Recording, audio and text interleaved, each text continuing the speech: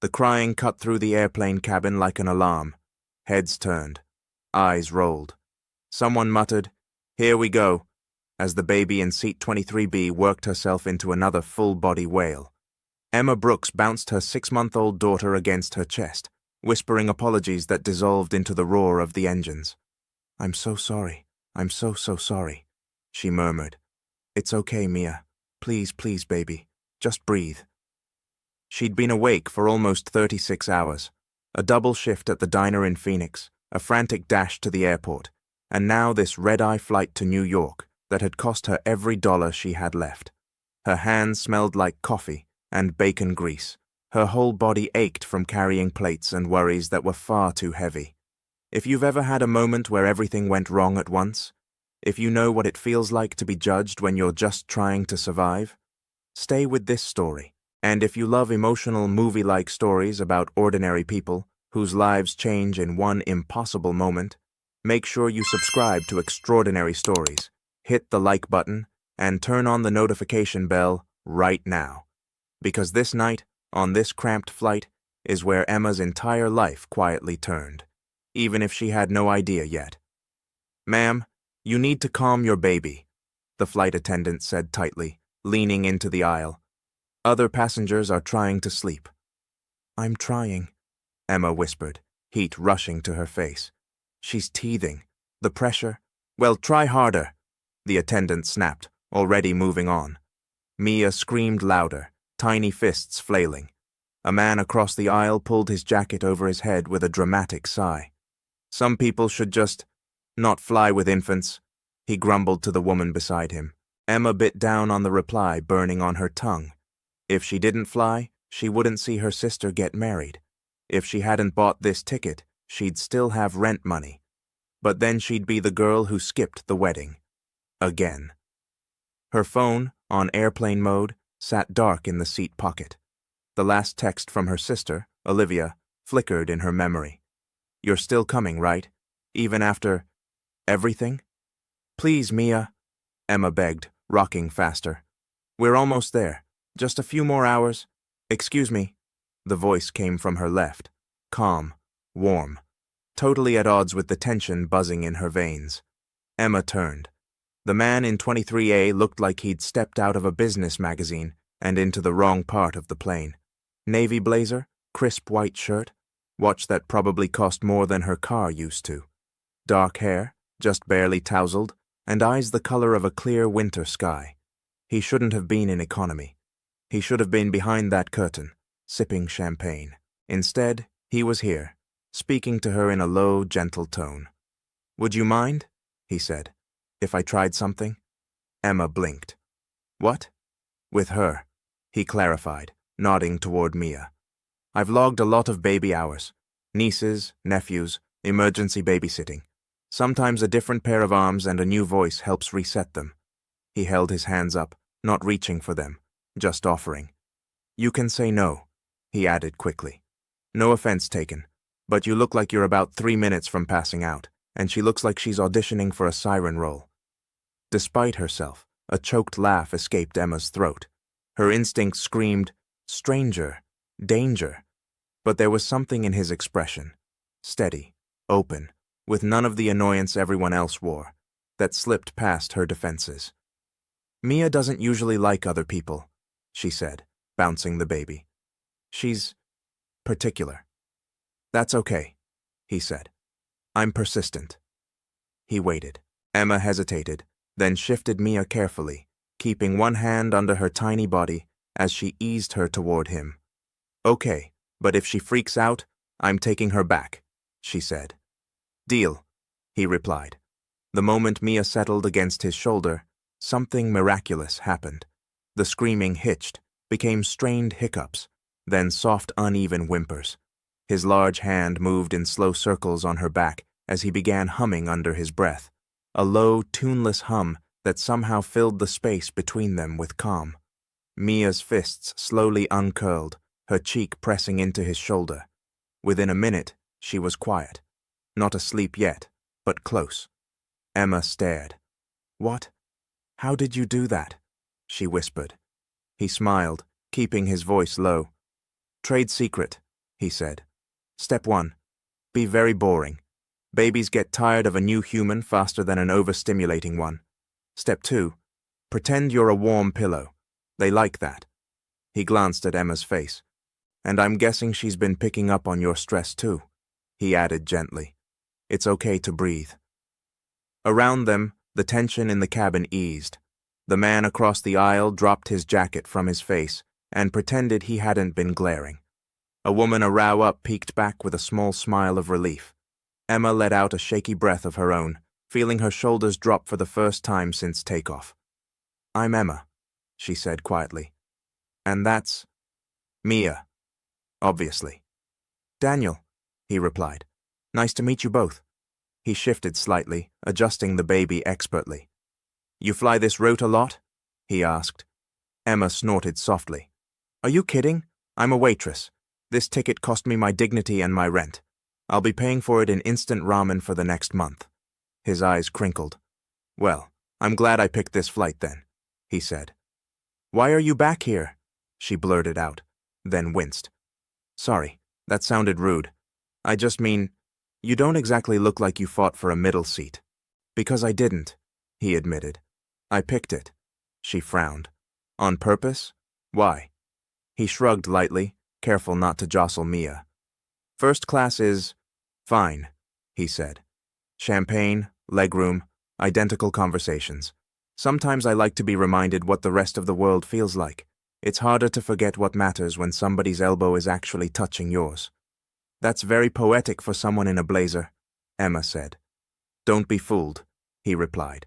I spill coffee on myself like everyone else. He studied her face. So, he said, where are you headed? Obviously New York, but what for? She hesitated. She didn't owe him anything. He was a stranger whose shoulder her baby was drooling on. Then again, strangers didn't usually ask with that much genuine interest. My sister's getting married, she said finally. Brooklyn. 2 days from now.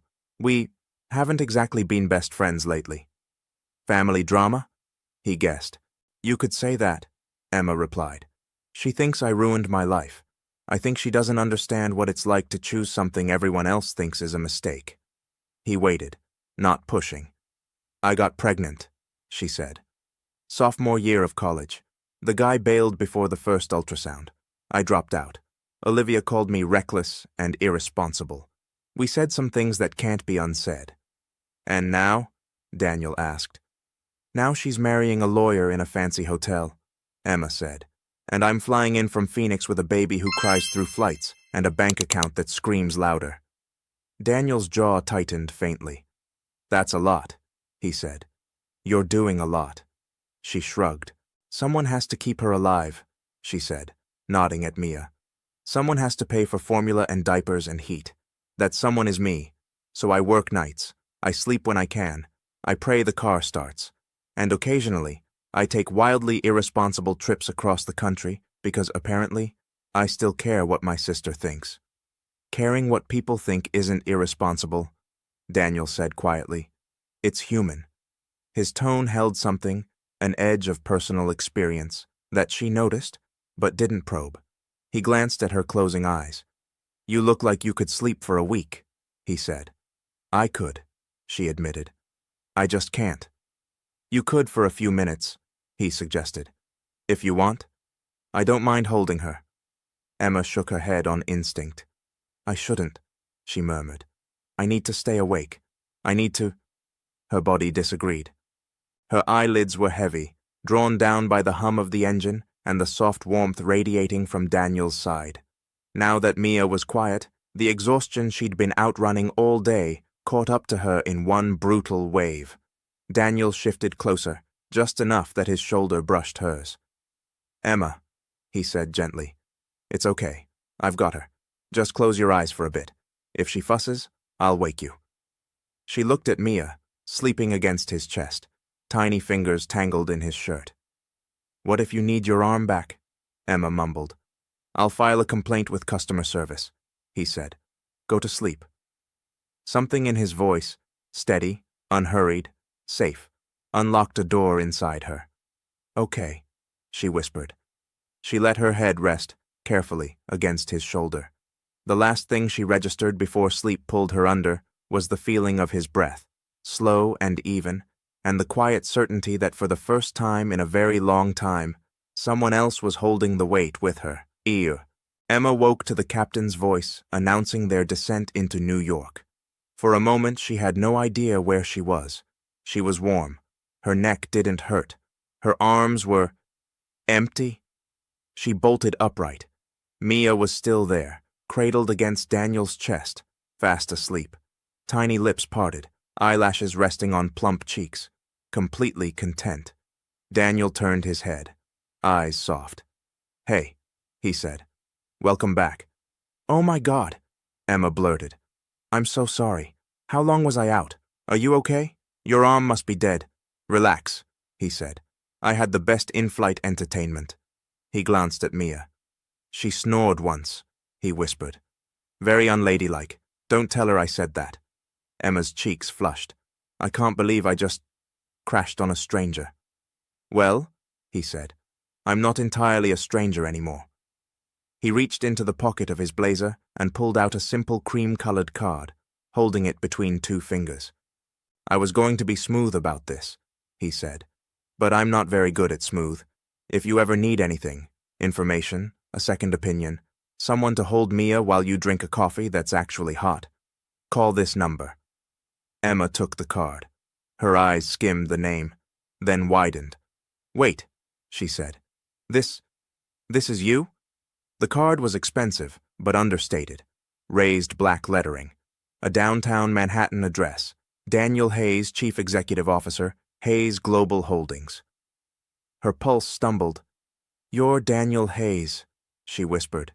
Even she had heard the name. Articles shared at the diner. A face on magazine covers in the grocery line. The man whose company funded scholarships and housing programs for single moms. The man people argued about on TV. "In the very expensive flesh," he said wryly. "But I was kind of enjoying just being Daniel in 23A for a while." She stared at him. "You're a CEO," she said. "Why were you back here with us?" "Because this is where the stories are," he replied simply. "And because sometimes I need to be reminded what the numbers on my spreadsheets actually mean." She looked from the card to his face, to Mia, still asleep against him. You run those programs," she said slowly. "The ones for single mothers, the housing, the job training." "Among other things," he said. "But yeah, those are some of the projects I'm proudest of." Her stomach knotted. All at once, the kindness, the listening, the way he'd asked about her life, it all rearranged itself in her mind. Suddenly, she wasn't sure if she'd just taken a nap on the shoulder of a kind stranger, or a walking charity foundation, evaluating her from the inside out. Their seatbelts clicked. The plane bumped gently onto the runway. Somewhere between the wheels hitting the ground and the plane reaching the gate, Emma's gratitude turned into something sharper. And that new feeling was going to explode before they left the terminal. Baggage claim in JFK was chaos. Screens flashing flight numbers. Suitcases circling on conveyor belts in every shade of expensive.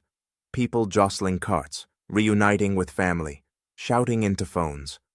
Emma clutched Mia close, the business card cutting into her palm. She'd shoved it into her pocket, then pulled it out again. Twice. Daniel walked beside her, carrying her tiny duffel bag over one shoulder like it weighed nothing. "So, where are you staying?" he asked lightly. "Family's place? Wedding hotel?" "A motel in Queens," she said shortly. It was the cheapest one that didn't mention bedbugs in the reviews. He frowned. "Queens can get cold. Some of those places don't exactly prioritize heat." "I know," she snapped. "I picked it. On purpose." He held up one hand, backing off. "Fair," he said. "I just worry. You and Mia." "Please don't," she cut in. "You don't need to worry about us. You've already done enough." The words came out sharper than she'd intended. But once they started, she couldn't stop them. "Actually," she continued, feeling heat rise under her skin, "you've done more than enough, right? You got a good story for your next board meeting. You'll never believe the poor girl I met in row 23. She'd be a perfect subject for our next campaign." Daniel's face changed. Emma, he said slowly. That's not what this is. Isn't it? She shot back, voice rising. You just happened to pick the one seat next to a broke single mom on her way to a wedding with a crying baby and a tragic backstory? You just happened to run programs for single moms? You just happened to offer me your card and say the magic words, "If you ever need anything"? People nearby glanced over. Emma didn't care. I poured my whole life out to you up there, she went on, tears burning. About the rent, the double shifts, my sister, everything. And the whole time you knew you could fix it with one phone call. I didn't say I could fix it, he replied quietly. And I never said you needed fixing. You didn't have to, she said. You're a billionaire CEO. I know how this works. You pick a story that makes you feel good. You rescue the sad girl with the baby. You get a feel-good article out of it. You really think that's what I want? Daniel asked. Press? People like you always want something, she said. If it's not publicity, it's a clean conscience, a narrative, a project. His jaw tightened. People like me? He repeated. You don't know anything about people like me. I know enough, she said. I know that when someone spent their whole life drowning, and one day a yacht pulls up and offers a hand, there's usually a camera crew waiting. Wow, he exhaled. That's one way to look at it. Mia whined, picking up her mother's tension. Emma shifted her, bouncing gently. You know the worst part? Emma said, voice cracking. For a few hours sitting there, I felt safe. I believed you were just kind. Not because of a program or a foundation, just because you wanted to be. I did, he said firmly. I do. Yeah, well, she said. I can't afford to be someone's second-hand redemption story. She turned away, blinking hard. Emma, Daniel said behind her. Please, stop for a second. Let me explain. Explain what? She demanded, spinning back to face him. That you needed fresh material? That helping a random mother on a flight lets you sleep better in your penthouse? His expression hardened at that. You know what? He said quietly. Fine. Let me explain something. He stepped closer, not enough to crowd her, but enough that she could see the lines around his eyes. My mother, he said, raised me alone in a one-bedroom apartment over a laundromat in Newark. My father walked out when I was 7. She worked 3 jobs and still had to choose between paying the heat bill and buying groceries. She skipped meals so I could eat. She cried in the bathroom at night and thought I didn't hear. Emma froze. Every housing program I fund, every scholarship, every food pantry partnership, he continued. That's for her. That's because I watched the strongest person I've ever known nearly break under the weight the world put on her shoulders. His voice dropped. So yes, when I see a young mom on a flight trying to hold her baby and her entire life together with one exhausted hand, I want to help, not for a camera, not for a story, because somebody should have helped my mother. The noise of the carousel hummed around them. Suitcases thumped. A child somewhere squealed with delight. Emma stared at him, breathing hard. Then why hide who you are? She asked hoarsely. Why let me spill my guts to Daniel in 23A, instead of just saying, by the way, I'm the guy whose name is on half the programs for people like you? Because the second I say, I'm Daniel Hayes, CEO, people stop talking like themselves, he said simply. They start trying to impress me, or they shut down, or they ask for things they think they're supposed to ask for.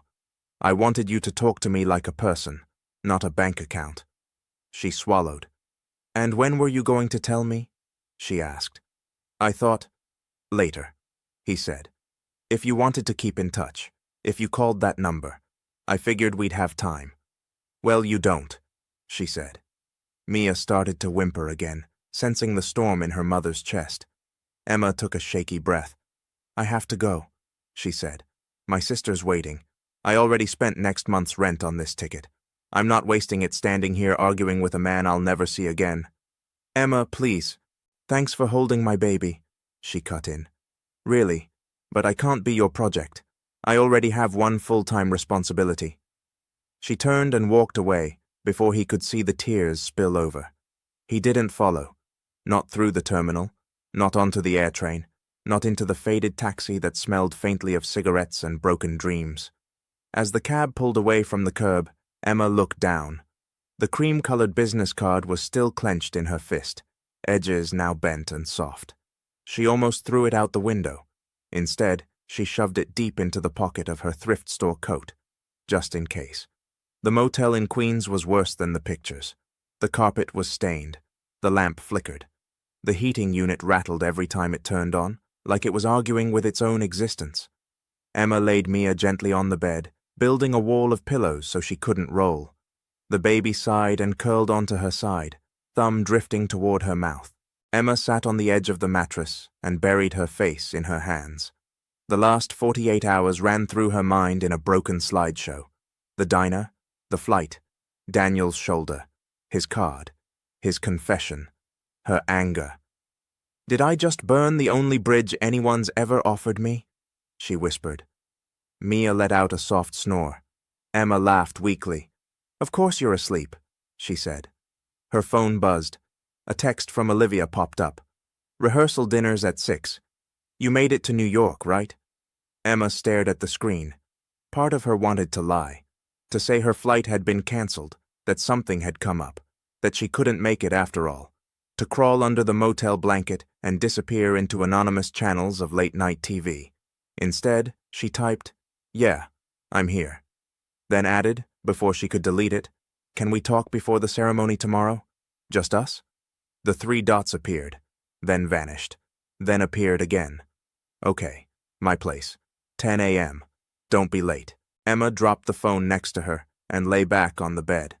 Above her, a water stain on the ceiling looked like a lopsided heart. She thought about Daniel's face when he'd talked about his mother, the way his voice had shaken, the way he'd said, "Somebody should have helped my mother." Her throat tightened. "Idiot," she told herself. "You don't get to trust people like that. You can't afford it." But as she drifted into a restless sleep, one thought slipped in alongside all the doubts. What if, just this once, you were wrong about someone? Olivia's apartment in Brooklyn looked like a home magazine had thrown up in it. White walls, plants that weren't dying, framed art instead of old movie posters.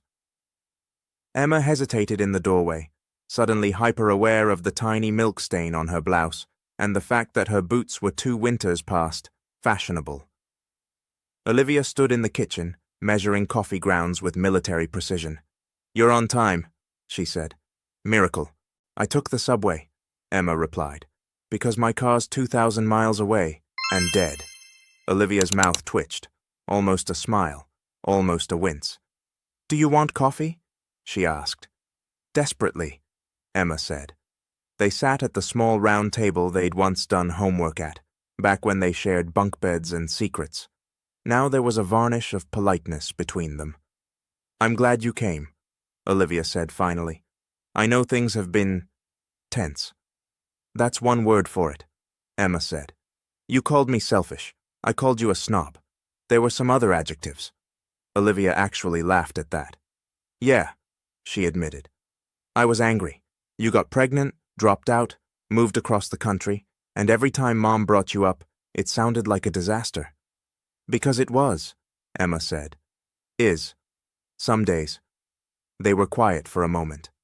"Why did you invite me?" Emma asked. "Really? You could have had your perfect wedding without the messy single mom sister." "Because you're my messy single mom sister," Olivia said. "And because someone called me yesterday." Emma's stomach dipped. "Who?" she asked, though she already knew. "Daniel Hayes," Olivia said. "He tracked me down through the hotel, said he'd met you on a flight and badly screwed things up at the airport." Emma closed her eyes. "Oh my God." He sounded... Olivia searched for the word. "Destroyed. He thought he'd ruined every chance of ever seeing you again." "He's dramatic," Emma muttered. "He's in love with you," Olivia said bluntly. Emma's eyes flew open. "That's not funny," she said. "We spent like 5 hours on a plane together. That's not love. That's turbulence." "I told him the same thing," Olivia said. "Then he spent 20 minutes telling me about you. The way you held Mia, the way you tried to apologize to everyone on the plane. The way you talked about our fight like it was partly your fault, even though I was awful. She swallowed. He talked about you like you were the most extraordinary thing that had happened to him in years, she finished. Emma stared at the grain of the wooden table. I yelled at him, she said. At baggage claim, I accused him of treating me like a case file. I walked away. I know, Olivia said softly. He told me. He also told me why he didn't say who he was at first. He was scared you'd only ever see the CEO, not the guy who spilled coffee on his tie 2 hours before boarding. Emma let out a weak laugh. He did look weirdly perfect, she said. Even with baby drool. Olivia slid her phone across the table. That's his mom, she said. Read the article. The headline showed a photo of Daniel at a ribbon-cutting ceremony. Hayes Global launches housing initiative honoring single mother Maria Alvarez Hayes. The quote underneath punched Emma in the chest. My mother raised me alone, working 3 jobs to keep a roof over our heads. She went hungry so I didn't have to. Every safe bed we create is for a woman like her, and for the kid she's trying to protect from a world that doesn't always care. Emma blinked hard. He grew up poor, she said. Very, Olivia replied. He told me stories that sounded a lot like yours. Rent notices, shut-off notices, nights when the only dinner was whatever his mom brought home from cleaning offices. Emma pressed her palms into her eyes. I messed this up, she whispered. Maybe, Olivia said, but maybe not beyond repair.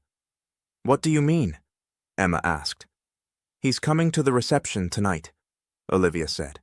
As my guest, I invited him. I figured if fate was going to be this loud about shoving you two together, I might as well open the door.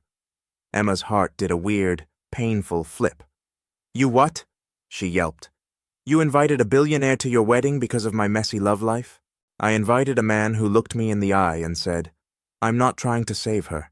I just can't stand the thought that she walked away, thinking she wasn't worth more than a charity case. Olivia replied. If he's lying, I'll throw him out myself. You would, Emma said faintly. I would, Olivia agreed. But I don't think he is. Emma stared at her own reflection in the shiny coffee pot across the room. Messy hair, faded sweater, a faint line of exhaustion that hadn't been there 3 years ago. What if I can't do this? She whispered. What if I stand in front of him and break? Olivia reached across the table and took her hand. You've held your life together with duct tape and diner coffee, she said. You got on a plane you couldn't afford because family still mattered to you. You are the bravest person I know, Em. You can stand in front of a man who actually sees that. Emma laughed weakly. You were supposed to be the villain in this chapter, she said. This plot twist is very confusing. I'm full of surprises, Olivia said. Now go back to your motel, feed that baby, and put on something that doesn't smell like airline peanuts. You've got a reception to crash. The ballroom looked like another planet. Crystal chandeliers, white tablecloths, a live band playing soft jazz. Emma hovered in the doorway, fingers tightening on the strap of her borrowed emerald dress. She'd left Mia upstairs with a hotel babysitter and a bag full of bottles, instructions, and one worn stuffed bunny. Her heart felt like it had been replaced with a hummingbird. Across the room, at a table near the back, sat Daniel. Black tuxedo. No tie. Top button undone like he'd lost patience with formality. He wasn't watching the speeches. He wasn't watching the band. He was watching the door. Their eyes met. Everything else, the music, the clink of glasses, the swirl of dresses, blurred. He stood. For a second he didn't move, just looked at her like he wasn't sure she was real. Then he started walking. Halfway across the room he stopped, as if giving her one last chance to turn around and vanish. She didn't. Hey, he said when he reached her, voice rougher than she'd ever heard it. You came. I almost didn't, she admitted. But then I remembered you've already seen me at my worst. Might as well let you see me in a dress, too. He huffed out a laugh, eyes shining. You look, he started, then stopped. I was going to say, beautiful, but that doesn't cover it. She swallowed. I owe you an apology, she said. For things I said at the airport, for not listening, for assuming the worst. You had every reason to, he replied. People have used you, walked away, talked down. I should have been honest from the start. He glanced at her hands, empty except for the clutch purse. Do you still have my card? He asked. She nodded. It's folded up in the pocket of my only coat. I've been checking an unknown number every 10 minutes for 2 days, he said, like a teenager. Sorry to disappoint your inner teenager, she said, managing a smile. You didn't, he said quietly. You terrified him. They both laughed, the tension easing just a little. Music shifted in the background. A slow song started. I told myself I was coming here to explain, Daniel said. To clear the air, to offer you a place in any program you wanted, no strings attached. He took a breath. But that's not the whole truth, he admitted. The whole truth is, I haven't been able to stop thinking about you, or Mia, or the way you apologized to an entire plane while you were falling apart yourself. Emma's throat tightened. Daniel, she whispered, warning and invitation mixed together. I'm not in love with you because I feel sorry for you, Emma, he said steadily. I'm in love with you because you are the bravest, fiercest person I've met in years. Because you love that little girl with a ferocity I recognize from my mother. Because when you're exhausted and humiliated, your first instinct is still to think about how everyone else is feeling. She blinked hard. He stepped a little closer. I want to help you, he said. Yes. I want to use every tool at my disposal to make sure you and Mia never worry about heat or rent or formula again. But I don't want to do it as a CEO rescuing a case. I want to do it as a man building a life with the woman he loves. Tears spilled over. You say that like it's simple, she said. It's not. My life is messy. I live paycheck to paycheck. I have a baby who might throw up on your expensive suits. I panic when my phone rings because it might be a bill collector. Then we'll put a burp cloth over my suits, he said. We'll answer the phone together. We'll make a plan. It's not simple. It's real. She laughed through the tears, covering her face with one hand.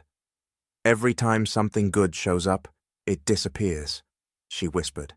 The father of my child, the degree I was working on, the idea of being successful. I don't know if I can survive another vanishing act. He gently took her hand, pulling it away from her face. I don't know how to promise you I'll never make mistakes, he said. I will. I'll say the wrong thing. I'll forget to buy the right brand of baby wipes. I'll annoy you. But I can promise this.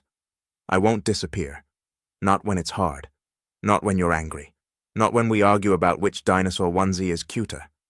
His voice broke for just a second. I've spent my whole adult life trying to pay back what my mother did for me, he finished. Helping strangers, funding programs. But somewhere on that flight, I realized something. I don't just want to fix systems. I want a life, a family, a kitchen table that's ours. Emma let out a long, shuddering breath. I'm so scared, she said. He smiled sadly. So am I, he said.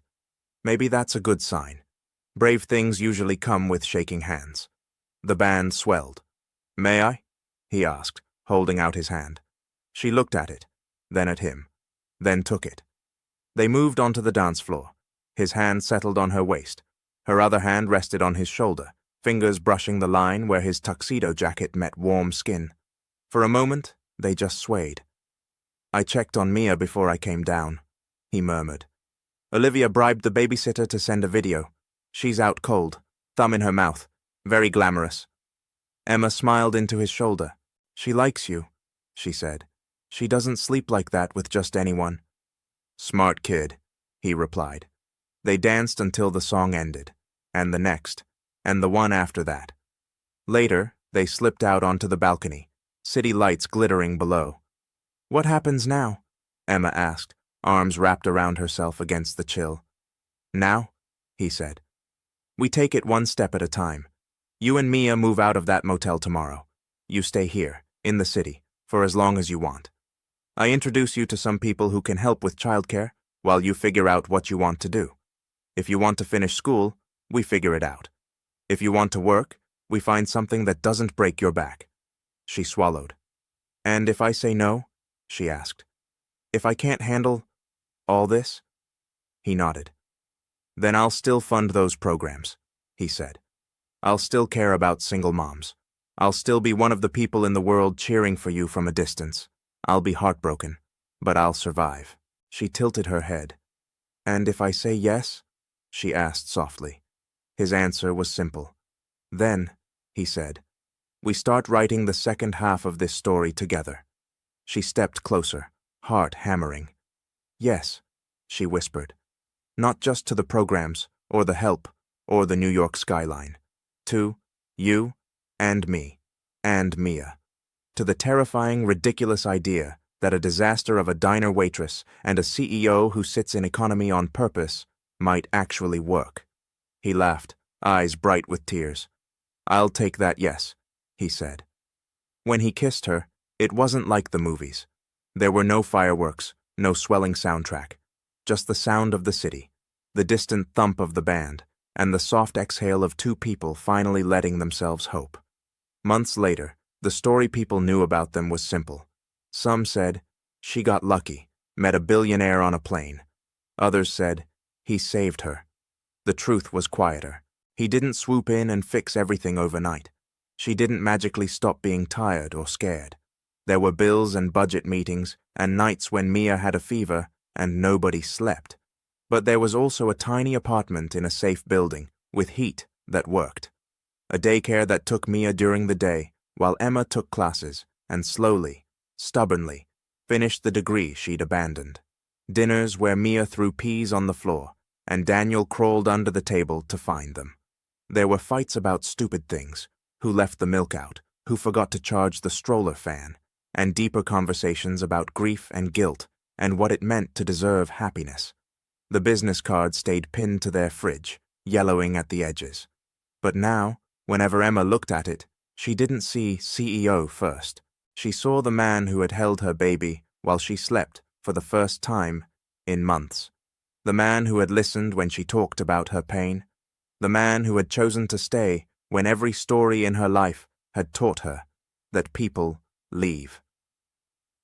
If you've ever felt like Emma, judged, exhausted, certain that good things only ever happen to other people, I hope this story sticks with you a little. Not because there's a billionaire waiting on every flight, but because sometimes kindness really is real. Sometimes people show up with no hidden camera, no secret angle, and sometimes the bravest thing you can do is let yourself believe that. Now I'd love to hear from you. Have you ever met someone in a totally random moment who ended up changing your life? Or have you ever misjudged someone at first, only to realize later that they were actually on your side? Tell your story in the comments. I read as many as I can, and you never know who might feel less alone because of your words. And if this story touched your heart, please subscribe to Extraordinary Stories. Hit the like button. Share this video with someone who needs a reminder that they're not stuck forever. And don't forget to turn on the notification bell so you never miss the next story.